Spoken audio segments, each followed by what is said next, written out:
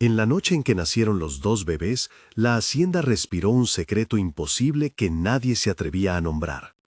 Estamos en marzo de 1831, en una de esas fincas de caña que brillaban por fuera y olían a melaza y miedo por dentro. El aire caliente llevaba el dulzor pegajoso de la caña triturada, el chirriar de los carros, el latido sordo de tambores en la distancia y el crujir de tablas viejas bajo botas regias. Una condesa de sangre europea, envuelta en sedas raídas por la culpabilidad, y una esclava africana, con manos curtidas y ojos que habían visto el mar sufrir, parieron la misma noche bajo la misma luna. Lo que empezó como un engaño desesperado para proteger una herencia se transformaría en un pacto con la muerte que marcaría a una familia entera durante generaciones. Si ya estás enganchado, dale like y dime en los comentarios desde qué ciudad nos sigues, porque lo que vas a escuchar ahora es la verdad que muchos intentaron enterrar. No te vayas, esto apenas comienza. La hacienda de los Fernández se levantaba como un palacio decadente en medio de un cañaveral infinito, con columnas carcomidas, cuadros de antepasados y fuentes que ya no corrían. Las plantaciones alrededor vibraban con la rutina brutal, machetes que mordían el tallo, sudor que corría por la espalda de hombres y mujeres, y el olor ácido de la sangre que a veces bañaba los senderos. En una casona apartada, las galeras de madera donde dormían los esclavos olían a humedad, a hollín, a harina y a melaza seca. Por las noches, los que trabajaban escuchaban el ulular de un búho y los lamentos de los que se habían ido. El poder económico se mostraba en la mesa larga y en las mantas de seda, pero a menos de 100 pasos la miseria y la violencia dibujaban otro mapa. A la sombra del árbol central, el capataz Ruiz gritaba órdenes con voz áspera, y el mayordomo don Evaristo tomaba notas en su libreta como si registrara insectos en vez de vidas humanas. Entre los nombres que atraviesan esta historia aparecen Mateo, un esclavo de confianza que soñaba con la libertad; Sor Isabel, la partera que conocía los secretos de todos los partos de la comarca; Lucía Fernández, la hermana menor de la condesa con un temperamento indomable; Padre Miguel, quien bendijo nacimientos y ocultó confesiones; María la Vieja, testigo muda del patio; y el inspector Ramos, que años después tendría el deber de abrir legajos cerrados. Cada uno cumplía un papel específico. Ruiz vigilaba los surcos de caña, don Evaristo administraba cuentas, Mateo cuidaba a los niños, Sor Isabel asistía a los partos, Lucía desafiaba órdenes, Padre Miguel registraba nacimientos en el libro parroquial, María la Vieja recogía rumores y Ramos más tarde cotejaría documentos notariales. La noche en que todo cambió olía a lluvia antes de llover. Las estrellas eran puntas de aguja que cosían la oscuridad, y la casa principal emitía la luz contenida. De candelabros que parpadeaban por corrientes de aire. La condesa, llamada Elena Fernández, sentía un dolor que atravesaba la fibra más profunda de su cuerpo y de su orgullo. En la casona de esclavos, Amina, la esclava que había llegado años antes en una galera, apretaba los dientes contra un dolor similar sostenida por manos amigas y por recuerdos del mar que le había arrancado a su familia. En ambas habitaciones, Sor Isabel trabajaba con manos exactas y voz baja, identificando contracciones, midiendo pulso, oliendo el sudor y la sangre, escuchando el silencio entre quejidos. Las paredes, tapizadas de secretos, temblaban con cada gemido. Afuera, un perro ladró, una vela chisporroteó y en la cocina se cayó una cuchara como si el destino mismo respirara nervioso. Cuando nacieron los dos niños, el primer llanto fue un filo que partió la noche en dos. Nadie se imaginaba que aquel gemido abriría un enredo que cruzaría árboles genealógicos y dará lugar a un pacto cuyo precio sería una vida. La partera había sido clara.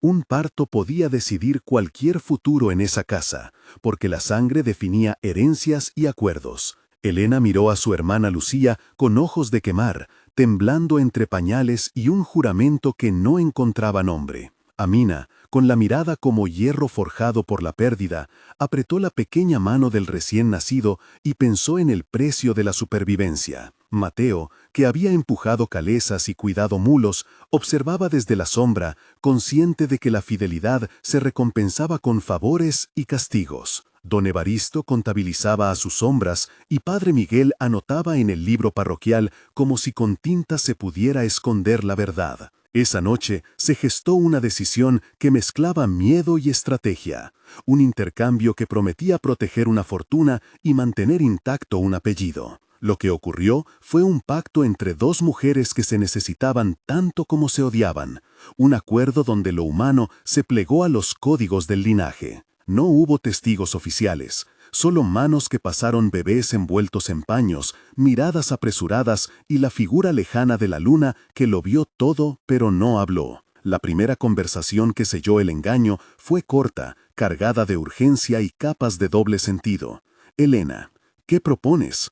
Sor Isabel, hay una forma, pero tienes que prometer que nadie lo sabrá. Amina, lo haré por mi hijo si me lo devuelven cuando sea fuerte. Lucía, ¿te atreves a cambiar sangre por silencio? Mateo, si hacen esto, yo me encargo de que los niños nunca languidezcan. Don Evaristo, debo registrar algo que confirme la versión oficial. Padre Miguel, yo puedo anotar en los libros, pero no puedo prometer olvido en mi mente. La conversación fue un tejido de promesas rotas y verdaderas, de juramentos a medias, de manos que temblaban y voces que se quebraban. Al final, Elena entregó a su hijo biológico para que Amina criara esa vida, bajo su sombra, y Amina entregó su bebé a la casa principal. Para que creciera como hijo legítimo de la condesa. Nadie imaginó la cascada de consecuencias morales y sociales que seguiría. El pacto fue un aliento corto en una noche larga, un gesto que selló destinos con barro de miedo y de astucia. Los nacimientos trajeron una tensión inmediata que se coló por cada rendija de la hacienda. La condesa respiró un alivio que llevaba sal de desesperación, y Amina sintió una mezcla de furia y alivio que no podía desarmar. Las primeras 48 horas estuvieron llenas de rituales, registros de lactancia, cambios de pañales, visitas discretas y el intercambio de ropas para que la apariencia confirmara la mentira. Sor Isabel explicó el proceso con precisión técnica: medir la dilatación, comprobar pulso y temperatura, verificar leche y latidos y registrar en el cuaderno de la iglesia con la firma del cura. La descripción del procedimiento era casi clínica: las manos limpias, los paños hervidos, la tinta que manchaba la página. En el primer día se establecieron roles, se trazaron mentiras y se sembraron semillas de duda. La propia casa se convirtió en un escenario donde cada gesto podía delatar la verdad oculta. A medida que las semanas se transformaron en meses, la farsa pidió cuidados. El niño presentado como heredero creció rodeado de seda y lecciones de etiqueta. Aprendió a escribir su nombre con trazos de varita y a mirar a las visitas como si fueran piezas de un tablero. El otro niño, criado entre juncos y barriles, aprendió a distinguir el timbre del machete, a recitar el horario de la molienda y a conocer los nombres de quienes trabajaban en la caña. Ambos, sin saberlo, compartían una sangre que circulaba en paralelo como dos ríos escondidos bajo la tierra. La casa arreglaba festejos y bautizos y también administraba silencios. Entre los secundarios, Sor Isabel continuó asistiendo partos y guardando confidencias. El capataz Ruiz se convirtió en confidente de órdenes que cruzaban el patio. Lucía comenzó a cuestionar la moral de su hermana y a establecer pequeñas alianzas con Mateo. María la Vieja fue la que observó cambios de pañales a medianoche y nunca cruzó palabra. Padre Miguel empezó a sentir el peso del secreto en su conciencia y anotó en su misal oraciones que nunca leyó en alto. Backstory de Elena Fernández. Nacida en la mansión de los Fernández, Elena creció entre retratos y expectativas. Sus primeros recuerdos eran el sonido de la campana que marcaba la hora de la cena y el aroma de guisos que el mayordomo presentaba como manjares. Desde niña escuchó hablar del apellido como un capital sagrado, de dotes matrimoniales y de alianzas que mantenían a flote cucañas de influencia. Fue educada por institutrices francesas, aprendió a bordar y hablar con la cadencia de quien maneja protocolos. Perdió a su madre joven y con esa muerte heredó una responsabilidad: sostener la casa. Se casó por conveniencia con un hombre mayor que le dejó tierras y cuentas, pero no cariño. Su embarazo fue tardío. Llegó con la mezcla de deseo de redención y terror a perder el linaje. Elena no era malvada de raíz, era la suma de miedos heredados, de enseñanzas que equiparaban honor con supervivencia. A lo largo de su juventud, había visto cómo la sociedad premiaba la obviedad y castigaba el desorden. Ese miedo la empujó a tomar decisiones que creyó justificadas, pensando que protegía a su sangre y a aquellos que dependían de la estabilidad de su apellido. Backstory de Amina. Traída en una galera desde el lejano oeste africano, Amina aprendió a traducir el dolor en resistencia. Su infancia la vivió entre relatos de ríos y campos que ya no existían y la fuerza de mujeres que enseñaban a sobrevivir con poco. En la travesía, vio la muerte de compañeros y escuchó cantos ahogados en la cubierta. Llegada a Cuba, fue vendida a la hacienda de los Fernández, donde primero tomó la costumbre de esconderse en las sombras para llorar y luego aprendió a cultivar la esperanza en pequeños espacios. Amina obtuvo reconocimiento por su habilidad para curar con hierbas, por su voz en labores de parto y por una paciencia que confundía a sus amos. Amó y perdió, y en esa acumulación de pérdidas aprendió la táctica de la adaptación. No soñaba con riquezas, solo con retornar a un lugar de memoria y con la posibilidad de ver a su hijo crecer sin cadenas. Su decisión de intercambiar bebés fue un acto pragmático, nacido del cálculo duro de quien sabe que la carne puede salvarse si se maquilla. En los primeros 5 años, el plan pareció funcionar, pero la mentira tiene un tejido frágil que enseguida empieza a deshilacharse. El niño criado en la casa de la condesa, al que llamaron Fernando Fernández, desarrolló actitudes que no coincidían con su educación. Tenía gestos que el ama reconocía vagamente en las manos marrones de subalternos. El otro, al que llamaron Simón en las galeras, mostró una curiosidad por libros que no correspondía a su acceso. Mateo le había enseñado a trazar letras con carbón en una pared oculta. Pequeñas pistas heurísticas empezaron a filtrarse. Una manera de sostener una taza, la preferencia por una canción que solo Amina cantaba, un lunar en la nuca idéntico al de Elena en su infancia. Las visitas de la familia, las fiestas y los bautismos añadían presión. Lucía expresaba dudas en conversaciones en voz baja, y Sor Isabel veía en los ojos de los niños algo que la historia no sabía explicar. Padre Miguel, en la sacristía, notó inconsistencias entre las partidas oficiales y los cuerpos que las habitaban. Documentos como cartas privadas, notas del mayordomo y testimonios orales devolverían años después pistas que harían tambalear la versión oficial. Entre los secundarios, el inspector Ramos comenzó a interesarse por legajos viejos que alguien le mostró sin creer la posibilidad de un intercambio. Una conversación de plaza entre Lucía y Mateo puso en marcha una cadena de sospechas que terminaría en conspiración. Lucía: Mateo. ¿Qué sabes de aquellos 2 niños, Mateo? Más de lo que mi voz puede decir sin pagar con latigazos. Lucía: si te ayudara, ¿qué pedirías a cambio? ¿Libertad para mi familia o al menos un trato? Lucía: no puedo prometer derechos, pero puedo cubrir silencio. Ya hiciste bastante con mirarme a los ojos. Lucía: yo quiero la verdad, aunque me cueste nuestra sangre. Entonces escucha. Lucía: prométeme que no me traicionarás. Mateo: aquí estamos para proteger lo que nos mantiene vivos por ahora. Esa conversación fue la semilla de una alianza entre una hija de la casa y un esclavo que supo medir tiempos. Juntos comenzaron a tramar movimientos sutiles, enseñar letras en secreto, intercambiar ropa en fiestas, colocar objetos discretos que solo ellos entenderían. Las escenas de conspiración se desplegaron en corredores, bajo mesas y en noches cortadas por el viento, con 10 a 12 intercambios de voces en cada reunión que servían para coordinar acciones y medir riesgos. En una reunión clandestina donde participaron Lucía, Mateo, Sor Isabel, María la Vieja y un par de esclavos confiables, las voces se multiplicaron en un diálogo que pasó de la duda a la resolución. Lucía: tenemos que ver los libros parroquiales. María la Vieja: yo sé dónde el cura guarda la llave. Mateo: yo puedo vigilar. Sor Isabel: yo necesito que ninguno de los niños sospeche. Lucía: prometerás silencio, Mateo. Mateo: prometo, condiciones.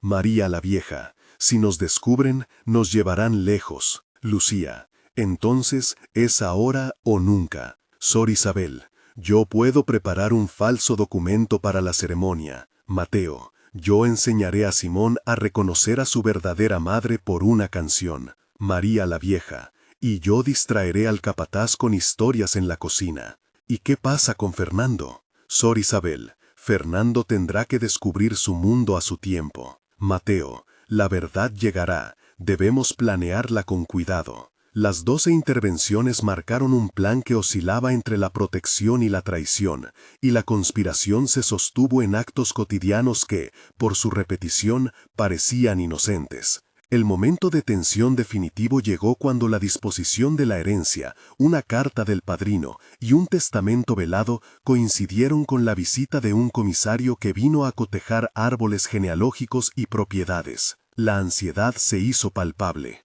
La casa se llenó de perfumes y sudor, de pasos que se aceleraban y de miradas que buscaban refugio. En la noche previa a la lectura del testamento, Lucía y Mateo se encontraron en el granero. La tensión los envolvió como la niebla. Lucía, si se descubre la verdad, ¿qué será de nosotros? Nos matarán para que el secreto muera con nosotros. Sor Isabel, o nos silenciarán lentamente con destierro y olvido. Lucía, entonces debemos anticiparnos. Pondré pruebas pequeñas para que la verdad aparezca poco a poco. Sor Isabel, yo puedo falsificar una carta que apelará al corazón de la condesa. La escena se detuvo por un instante y se expandió en los sentidos a paja húmeda, el ruido distante de los animales, el sabor metálico del miedo que pareció recorrerse por la lengua, el tacto rugoso de la madera bajo sus palmas y el calor contenido en sus cuerpos.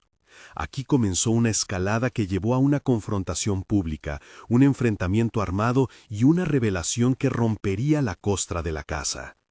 El lector debe imaginar un silencio largo antes de la tormenta, una pausa contenida de 500 a 600 caracteres donde cada palabra es una gota que presagia inundación. La lectura del testamento fue una ceremonia tensa, con invitados de linaje, abogados y notarios. El comisario, un hombre de traje sobrio, empezó a leer en voz alta mientras los rostros se tensaban. Cuando fue el turno de firmar, apareció un documento olvidado en una gaveta de don Evaristo. Una carta de entrega de objetos que mencionaba a un niño diferente con nombres que no coincidían. La presencia de ese papel encendió sospechas. A partir de ahí, la verdad comenzó a abrirse como una grieta en la pared. Ruido de manos, papeles que se mueven, susurros y pasos que se aceleran. Fernando, aún sin entender, miraba con ojos que se nublaban mientras Amina sintió un frío recorrer su vientre. El capataz Ruiz intentó imponer silencio con voz de látigo, pero las palabras ya habían sido dichas. La escena del descubrimiento estuvo llena de sensorialidad. El metal frío del sello, el olor acre de la tinta fresca, el murmullo de invitados que se volvieron jurado y el crujir de zapatos sobre una alfombra que había visto más lodo que gloria. La confrontación entre Elena y Amina fue el clímax humano de la tragedia. En un intercambio violento y doloroso, las verdades salieron a la superficie. Elena, ¿cómo pudiste? Amina, hice lo que debía para proteger a un hijo. Elena, tú jugaste con mi sangre. Amina, tu sangre sobrevivirá, la mía también, pero ¿a qué costo? Elena, esto destruye el apellido. Amina, ¿qué apellido protege si nace de un saqueo? Lucía, madre, mira lo que hiciste por miedo. Mateo, yo cuidé a los niños como a 2 soles. Padre Miguel, yo anoté la verdad que mi conciencia no podía esconder más. Don Evaristo, señoritas, este escándalo puede arruinarlo todo. Inspector Ramos, habrá que investigar. María la Vieja, yo vi cómo se cambiaron los paños en la noche. Sor Isabel, yo asistí y lo hice pensando en el bien de ambos. Las voces se multiplicaron en una secuencia de 10 a 12 intervenciones que no dejaron lugar a medias palabras. Hubo golpes simbólicos que resonaron como golpes físicos, acusaciones arrojadas, llantos que cortaron el oxígeno y la sensación de que un pacto con la muerte había sido sellado por el miedo y la traición.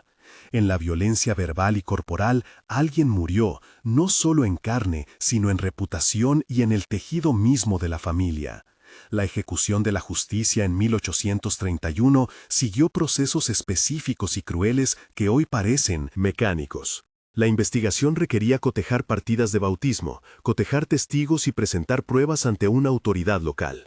Se solicitó el examen de registros notariales, se llamó al mayordomo para testificar y se convocaron testimonios orales que incluyeron nombres y fechas. El proceso legal fue descrito con precisión técnica, quién rubricó documentos, cómo se fechó una carta, el sello municipal que certificaba un acta, la cadena de custodia de piezas probatorias y el rol del juez en la validación de firmas. Esos gestos administrativos, fríos en su trazo, fueron decisivos, un sello mal puesto, una letra que no coincidía, una firma que faltaba, y la balanza se inclinó. En esa maquinaria burocrática, la humanidad se diluyó en fórmulas, pero también surgieron grietas por donde la verdad pudo filtrarse. Las consecuencias fueron múltiples y brutales. Elena quedó marcada por el escándalo, y aunque mantuvo su título, su autoridad se resquebrajó. Amina fue castigada con un destierro que se disfrazó de exilio, fue enviada a plantaciones lejanas, separada de su comunidad, con la promesa rota de recuperar a su hijo algún día. Mateo perdió privilegios y ganó cicatrices, Lucía fue repudiada por parte de la familia y tuvo que huir con aliados. Fernando y Simón crecieron con el peso de una verdad que los perseguía a cada mirilla. Las represalias no solo fueron personales, afectaron la administración de la hacienda, que perdió trabajadores por miedo y por solidaridad, desajustando las cuentas y provocando presiones económicas que terminaron en venta parcial de terrenos. En ese proceso, documentos oficiales, cartas privadas y testimonios orales se convirtieron en piezas de un rompecabezas que tardó décadas en recomponerse. Entre los secundarios, el inspector Ramos redactó informes que años después serían consultados por historiadores y abogados. Sor Isabel guardó en su pecho la carga de quien asistió a un acto que salvó y mató al mismo tiempo. Momentos de tensión adicionales incluyeron largas noches de vigilancia en la casa, visitas furtivas para intercambiar mensajes entre los niños y sesiones donde el miedo a las palabras no dichas se convirtió en una presión palpable. En una de esas noches, Mateo fue sorprendido por Ruiz y sufrió una paliza que dejó marcas visibles y memoria íntima. La sensación fue un espacio de 500 a 600 caracteres de dolor y decisión. El golpe resonó en silencios, las manos que antes cuidaban fueron atadas y el olor a sangre inundó la estancia hasta que una vela se extinguió. En otra escena, Lucía se acercó al libro parroquial con dedos temblorosos y la tinta, fría y oscura, se volvió testigo mudo de una verdad que intentaba desesperadamente aflorar. Esos momentos de clímax mostraron el costo humano de las decisiones que se toman bajo presión. El descubrimiento trajo además una reacción social más amplia. Campesinos y esclavos comenzaron a murmurar, algunos apoyaron la verdad por justicia, otros por resentimiento. Se formaron pequeñas células de solidaridad que exigían cambios y protegían a quienes se atrevieron a hablar. Estas voces, aunque marginales, se convirtieron en el germen de un conato de rebelión en la hacienda que, si bien no fue un levantamiento armado de gran escala, sí produjo tensiones que alteraron la rutina del trabajo y la seguridad del lugar. La idea de que un secreto familiar podía cambiar no solo destinos individuales, sino también la configuración de autoridad local, se extendió como un rumor que ya no se podía contener en el patio. A un tercio del relato, cuando la emoción ya late fuerte y la historia pide una reacción del público, necesitamos tu voz. Si a esta altura te encuentras con el corazón acelerado por lo que has oído, no estás solo. Ahora te pregunto, ¿tú qué hubieras hecho en el lugar de estas madres? Escribe solo intercambiar o no cambiar y añade una frase con tu motivo. Tus respuestas nos ayudan a entender qué decisiones morales resuenan más y guían futuras historias que investigamos. Aquí no juzgamos, solo escuchamos. Comparte desde dónde nos miras y qué te parece más injusto en esta situación. Tus comentarios son parte de la memoria colectiva que construimos en cada video. Ahora volvamos a la noche que lo cambió todo y veamos cómo la verdad, cuando aparece, no lo hace en silencio, sino en el estruendo de vidas que ya no pueden volver atrás. La fase final hacia el desenlace fue una mezcla de estrategia legal e intuición comunitaria. Se reunieron cartas, se cotejaron firmas, se convocó a testigos y se presentaron los hechos ante autoridades locales. Algunos documentos salieron de cofres polvorientos, otros fueron revelados por conversaciones a viva voz en tabernas donde el licor aflojara lenguas. Sor Isabel aportó una declaración que exigió valentía. Ella admitió haber intercambiado los paños en la noche del nacimiento. Esa confesión fue una piedra angular que permitió abrir un proceso que no buscaba solo castigo, sino reparación simbólica. Los debates en la sala del juicio incluyeron repeticiones de lo ocurrido, acusaciones cruzadas y una serie de testimonios que delinearon la responsabilidad moral de cada actor. Entre los secundarios, Padre Miguel se vistió de verdugo de su conciencia y declaró ante el tribunal. Don Evaristo se desmoronó y ofreció pruebas que él mismo había falsificado. Lucía entregó una carta que demostraba su intención de preservar a los dos niños. El clímax públicamente consumado terminó en una escena de violencia que no fue exclusivamente física. Hubo gritos, alguna hemorragia, un forcejeo donde alguien perdió la vida de forma accidental y otros fueron condenados a penas que incluían destierro, trabajos forzados y multas. El veredicto tuvo consecuencias mixtas, algunos obtuvieron notoriedad, otros perdieron todo. La maldición que nombra el título no fue una maldición mágica, sino la manera en que la sociedad condenó para siempre el linaje a vivir con una sombra. La revelación dejó una marca indeleble, nombres que antes sonaban a prestigio, ahora eran murmullos en plazas. Los efectos se extendieron más allá de la casa, la hacienda perdió mano de obra, se fracturó la economía local y la opinión pública comenzó a cuestionar prácticas de heredabilidad y control social. Para algunos protagonistas hubo redención tímida y para otros solo humillación. Epílogo un mes después. Un mes tras los hechos, la hacienda estaba irreconocible. Las hojas de caña crujían con un silencio diferente, como si la tierra hubiera tomado nota de lo ocurrido. Elena ya no comía en la mesa principal, se había recluido en su habitación, donde las ventanas permanecían cerradas contra la mirada del mundo. Amina había partido hacia plantaciones lejanas, con una carta que prometía su regreso en cifras vagas que nadie creyó. Mateo pasó noches despierto bajo un árbol, revisando nombres en su memoria, preguntando por qué el afecto tuvo ese precio. Lucía había dejado la casa con pocas pertenencias y una carta sellada en la que pedía perdón a los que había herido. Padre Miguel hablaba en voz baja por la iglesia y solicitaba perdón en confesiones que no eran públicas. Sor Isabel guardaba silencio, con la mirada en sus manos, mientras los obreros hablaban en susurros sobre justicia y castigo. En la comunidad, la gente se preguntaba si la vida podía volver a la normalidad y algunos comenzaron a tomar partido por la verdad que quería surgir. Epílogo 3 meses después. A los 3 meses, las consecuencias legales se sentían como ecos persistentes.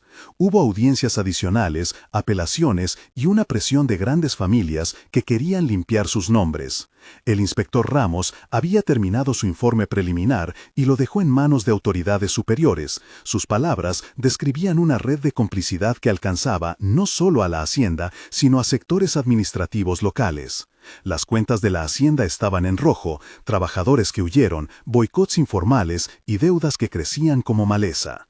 En uno de los pueblos cercanos, los vecinos comenzaron a reunir firmas para exigir un cambio en las prácticas laborales, aunque nadie aún hablaba de abolición en voz alta. Lucía sobrevivía en una casa pequeña con trabajo de costura y compartía su cama con el remordimiento y la certeza de que había actuado para proteger menores. Mateo logró organizar una pequeña red de ayuda entre antiguos compañeros para proteger a las familias afectadas, y esas acciones de solidaridad fueron la última resistencia que quedó al alcance.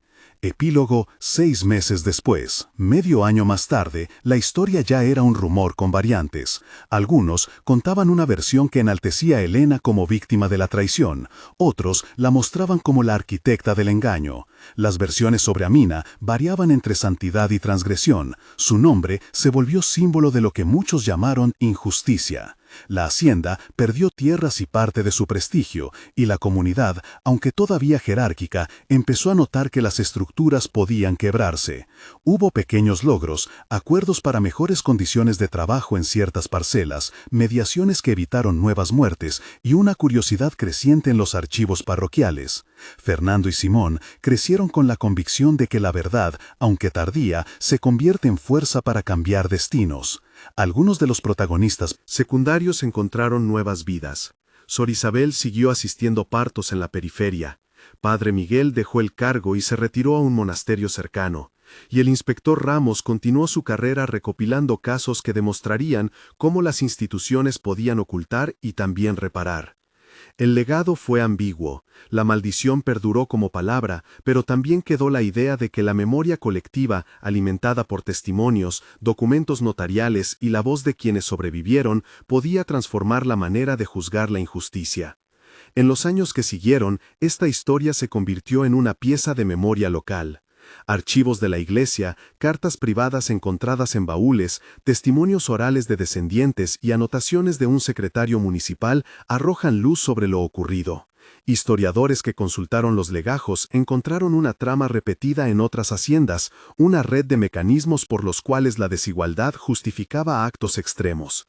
La lección que dejó esta maldición fue doble. Por un lado, mostró la brutalidad de un sistema que dejaba a personas convertir a los demás en piezas de su seguridad. Por otro, demostró que la solidaridad y la valentía individual podían sembrar cambios, aunque lentos y costosos.